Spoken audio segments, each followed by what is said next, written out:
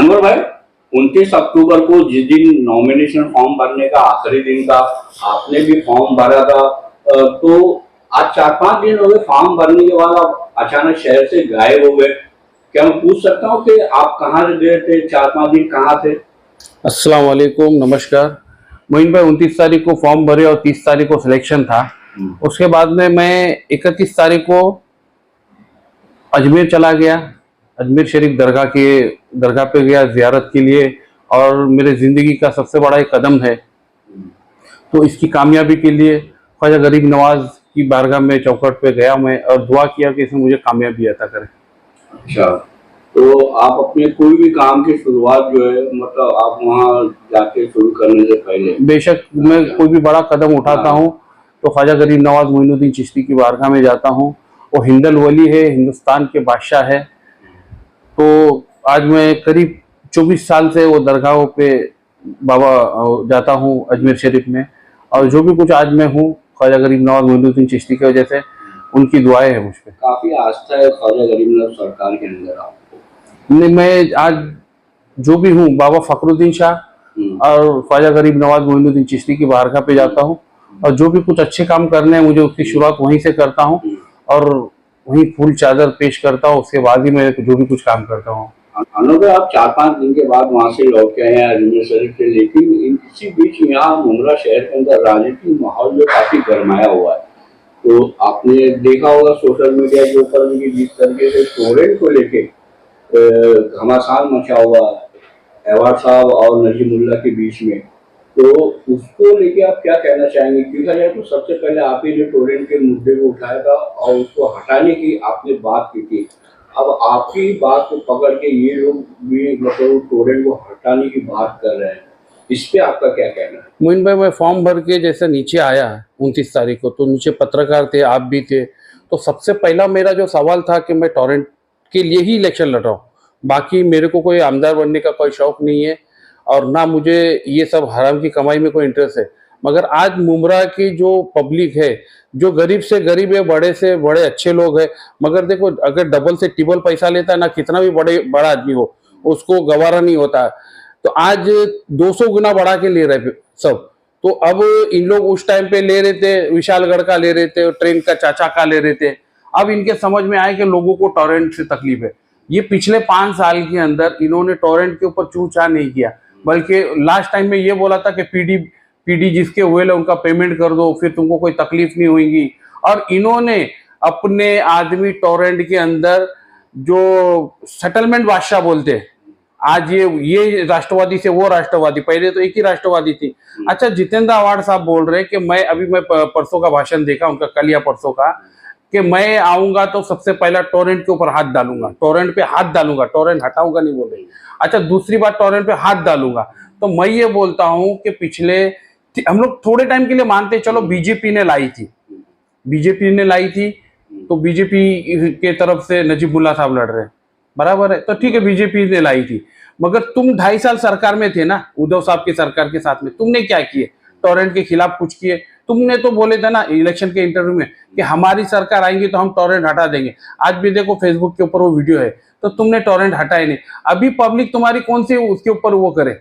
देखिए, कब्रिस्तान का मामला है, आरक्षण की जमीन है, वो सब है, मगर ये हर महीने आदमी को, जिसको 700 रुपया बिल आ रहा था, जिसको 500 रुपया बिल आ रहा था, उसको आज 2,500 और 3,000 रुपया बिल आ रहा है। तो ये तुमको झक मरा के, ये अल्फाज नहीं लेना चाहिए, मगर मैं माफी चाहता हूं लोगों से भी और आपसे भी, ये तुमको भरना ही है। अगर नहीं भरते तो तुम्हारा मीटर कट जाएगा, तो तुम्हारे छोटे बड़े बच्चे वो अंधेरे में रहेंगे, और तुमको न चाहते हुए तुमको डायरेक्ट कनेक्शन करना पड़ेगा।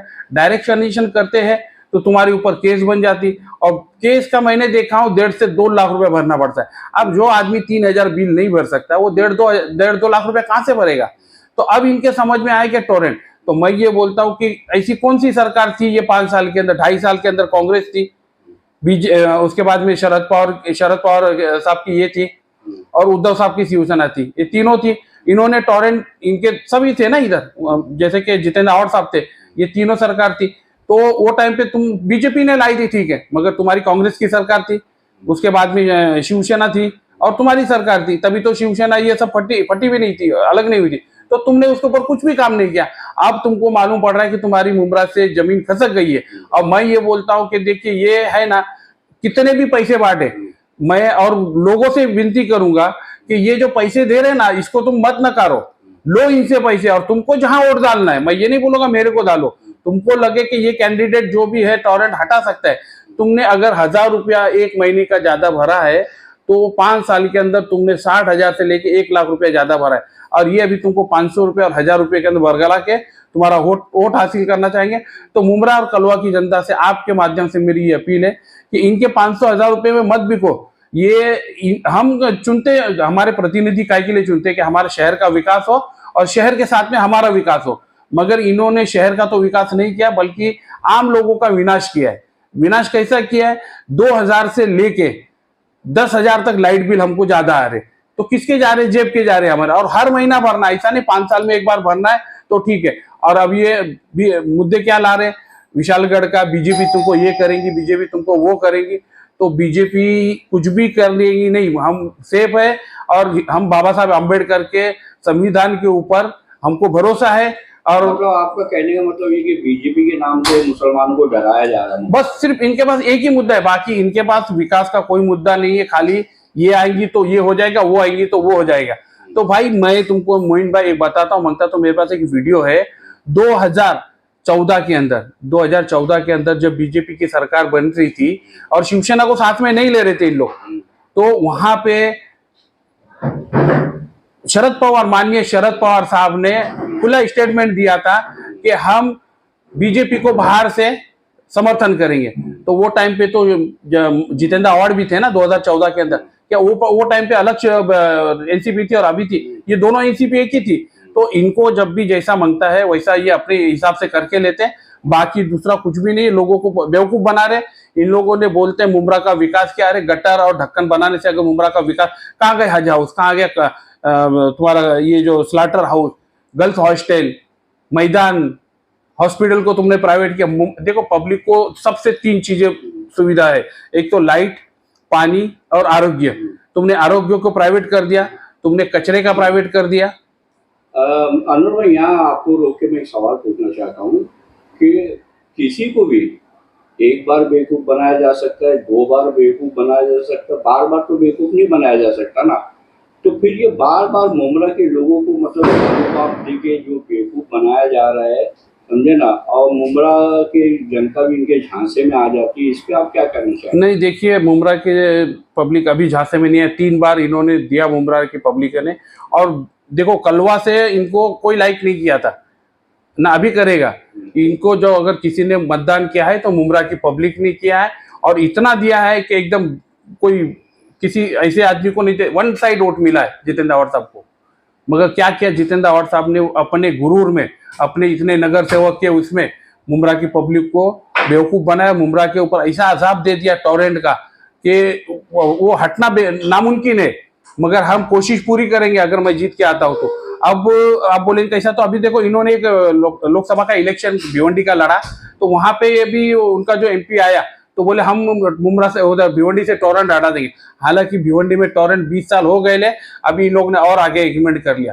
तो अगर कोई ये बोलता है कि टॉरेंट इतने इन लोग आके हटा देंगे, क्योंकि मैं बताता हूं कि उस दिन भी आपको बोला था कि महीने के 40 से 50 करोड़ रुपया सिर्फ, ये मैं खाली मुमरा की बात नहीं कर रहा हूं, कलवा, विटावा, खारेगांव, मुमरा और कल्याण फाटा, सिलफाटा और डाइगर, खिड़काली तक, ये पूरे अगर कैलकुलेशन करते हैं तो करीब करीब 5 लाख इनके कंज्यूमर है। अब वो 5 लाख कंज्यूमर हम माहिती निकाल रहे मगर नहीं मिल रही। जब 2019 के अंदर टॉरेंट आई थी तो वो टाइम पे 2.25 लाख इनके कंज्यूमर थे, और आज मेरा अंदाजा है करीब करीब 5 लाख के आसपास इनके कंज्यूमर है। और 5 लाख कंज्यूमर का अगर 1,000 रुपए से अगर आप कैलकुलेशन करते हैं तो उसका हो जाता है करीब करीब 50 करोड़ रुपए। तो ये 50 करोड़ रुपए के अंदर कौन कौन भागीदार है वो भी पूछना चाहिए। अगर जो 50 करोड़ कंपनी प्राइवेट कमाती है तो अगर उसका 50% ने 25% भी अगर देती है, क्योंकि मैं एक है ना बिजनेसमैन हूं, तो मैं वो मेरे बिजनेस के हिसाब से मैंने ये कैलकुलेशन किया तो 50 करोड़ के आसपास एक्स्ट्रा बिल लिया जा रहा है हमारा। और ये पैसा सब मिल बांट के अंदर बांट हो रहा है इसका। अच्छा, अभी हाल ही में 2-3 दिन पहले जो उम्मीदवार थे जिन्होंने अपना नामांकन फॉर्म भरा था, उसमें से 2 लोगों ने अपना नाम जो है वापस ले लिया, और इसके ऊपर आपका क्या कहना है? देखिए हर ये फॉर्म भर के वापस लेना, ये सब क्या हो रहा है? देखिए किसके ऊपर दबाव भी आता है और किसी की कुछ मांगे होती है, वो मांग वो बोलते हैं कमिटमेंट हो जाता है कि हम पूरी कर देंगे, तो इसके लिए पीछे ले लेते हैं। तो ये छोटी मोटी चीज के लिए इतना बड़ा फॉर्म भर के वापस लेना एक। क्या आप भी मतलब अपना फॉर्म वापस लेंगे? आपको भी कुछ कहीं से कुछ ऑफर वगैरह मिला है? मेरे को बहुत जगह से ऑफर भी आई, बहुत जगह से दबाव भी आ रहा है और मैं यहाँ था नहीं। क्या ऑफर आ रहा है, क्या दबाव आ रहा है? आपको कितनी निधि चाहिए उतनी मिल जाएंगी। कितनी निधि मतलब बताइए। आपको जो भी कुछ निधि चाहिए, करोड़ों में बोल रहे। मगर मैं ये देखो, मैं मेरा ईमान नहीं बेचने वाला, ना मेरे को कोई निधि की जरूरत है। मैं कोई टकेवारी पे काम करने वाला नहीं हूँ ना मेरे को। हाँ, कुछ लोगों के सोशल वर्क के लिए मैंने सोचा था कि कुछ शादी हॉल ये बन जाए, मगर इसकी भी अगर कुर्बानी देनी पड़ी तो मैं देने के लिए तैयार हूँ, और मैं किसी के दबाव में इंशाल्लाह अभी तक तो नहीं आया हूँ। अनवर, मैं ये भी आपसे जानना चाहूँगा कि आप भी जानते हैं कि चुनाव इस वक्त अपनी पूरे चरम सीमा पे है, और 20 तारीख को मतलब वोटिंग होना है।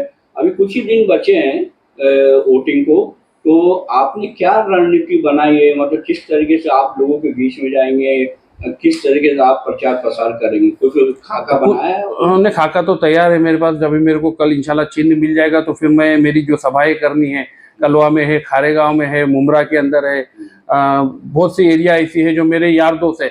अब कुछ लोग हैं जो पार्टी के भी है, मगर वो यारी दोस्ती के वजह से वो बोले अनवर भाई हम आपका काम करेंगे, मतलब लोगों को वोट काम नहीं करेंगे, हम लोगों को आपके बारे में बताएंगे और आपको आना चाहिए, मगर हम आपके साथ में खुल्लम खुल्ला नहीं आ सकते। क्यों? कुछ बिल्डर है, बोले हमारी बिल्डिंगों को प्रॉब्लम आ जाएगा, कोई धंधे वाले हैं, तो सबके अपनी अपनी प्रॉब्लम है।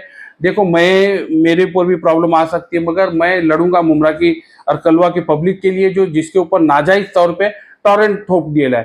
अब आप बोलेंगे खाली टॉरेंट के ऊपर ही, तो टॉरेंट हमारी रोजमर्रा की ये हो गई है, और उसके बावजूद भी हमने बहुत सी चीजें जो करके रख, एक मैनिफेस्टो बना के रखेला है। इंशाल्लाह मेरा चिन्ह मिल जाता है, फिर मैं आपको उसके बारे में बताऊंगा कि आगे मेरी क्या क्या रणनीति। जैसा सबसे पहला टॉरेंट हो गया, और दूसरा मेरा मुद्दा मुमरा और कलवा के लोगों के लिए है, जो नशा के लिए इतना मुमरा और कलवा बदनाम हो गया, और उसके वजह से आजू बाजू के परिसर के अंदर भी इतना नशाखोरी हो गया। मुमरा को तो देखो, मुमरा को टॉरेंट ने और नशा ने पूरा बर्बाद करके रखा है। ये बात तो नजीमुल्लाह साहब भी कह रहे हैं। आप जिस तरीके से आप टोरेंट की बात करेंगे, सबसे बड़ा मुद्दा मुमरा में सब टोरेंट है, उसके बाद नशा है। ये बात तो वो नजीब साहब नहीं तो मैं नजीब भाई की इज्जत करता हूँ, मैं जितेंद्र आवाड़ की भी इज्जत करता हूँ, मगर अभी क्यों? इसके पहले आप तो साथ में थे। नजीब मुल्ला जितेंद्र आवाड़ साहब के साथ में आज से नहीं 20 साल से है, और मुमरा के अंदर जितेंद्र आवाड़ को लाने वाले भी नजीब मुल्ला, जिताने वाले भी नजीब मुल्ला है। तो इसके लिए मैं ये बोलता हूँ कि अभी तक कभी किधर थे, अभी तक किधर थे? तो ये सब अभी बोलना जरूरी नहीं, इसके पहले आपको ये सब करना चाहिए नशे के ऊपर। और बाकायदा आज से तुम 7-8 साल पहले का देखो, ये निकालो कि जो नशा बेच रहा था, एक पेपर मेरे को नाम नहीं मालूम क्या है वो बाकायदा उसने बोला था कि मैं एनसीपी को पार्टी फंड देता हूँ। तो ये इसको अगर इसका जड़ इसकी है नशा की, तो एनसीपी के कुछ नगर सेवक है, उनके ऑफिस के नीचे आज भी बिकता है। अनवर भाई, शहर जो है टोरेंट से काफी परेशान है, हर घर उससे परेशान है, और इसी को मुद्दा बना के आप अपना लोगों की परेशानी को देखते हुए चुनाव मैदान में उतरे हैं। तो आप क्या अपील करना चाहेंगे शहर की जनता से? मैं जनता से अपील यही करूंगा कि देखिए, मैं कोई इतना पैसे वाला नहीं, और मेरे को ये राजनीति में था, मगर इतना बड़ा इलेक्शन मेरी जिंदगी में कभी लड़ूंगा ये मैं ख्वाबों में भी नहीं सोचा था। और ठीक है, पार्टी से मांग की थी, मगर उसको इतना पावर लगता है, मैन पावर लगता है, पैसा लगता है। तो मैं मुमरा के और कलवा की जनता से अपील यही करूंगा कि मैं इतना पैसे वाला नहीं कि बड़ी बड़ी सभा कर सकूंगा और लोगों को पैसे बांट सकूंगा। बस मैं मेरा मैसेज आपको एक तो न्यूज़ के जरिए या तो पैम्पलेट के जरिए पहुंचाऊंगा, और मर्जी आपकी रहेगी, आपको वोट मुझे देना है, जो आपका कीमती वोट है, जिसको भी देंगे सोच समझ के देना। बस ये की विनती रहेगी, वोट बेचना नहीं।